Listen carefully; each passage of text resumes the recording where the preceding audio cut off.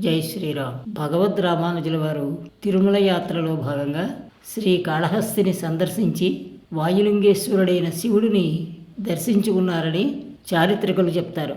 అందుకే విజయనగర ప్రభువులు భగవద్ రామానుజులు విశిష్టాద్వైత సిద్ధాంతాలని, భగవద్గీతని సామాన్యులకు కూడా అందుబాటులోకి తెచ్చారని, కులమతాలకు అతీతంగా అందరికీ భగవంతుని అనుగ్రహం కలిగేటట్లు చేశారని కీర్తించారు.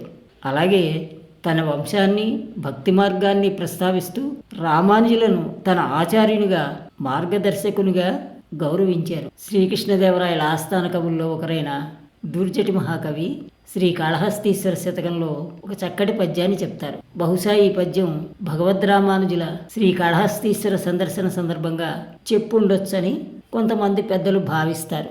దినమున్ చిత్తములో సువర్ణ ముఖరీతీర ప్రదేశ ఆమ్రకానన మధ్యో పరివేదికాగ్రమునన్ ఆనందంబునన్ పంకజాసన నిష్ట నిన్ను చూడగన్నన్ అదివో సౌఖ్యంబు లక్ష్మీ విలాసిని మాయా నటనల్ సుఖంబులగునే శ్రీకాళహస్తీశ్వర అంటారు.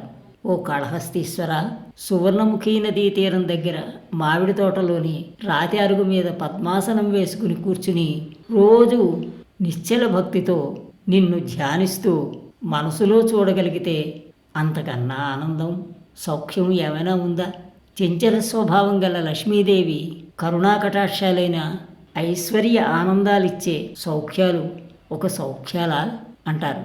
అందుకే పరమ వైష్ణవులైన రామానుజులు శివకేశవులకు భేదం లేదని, ఐక్యత చాటిన సమతావాదని చెప్తారు.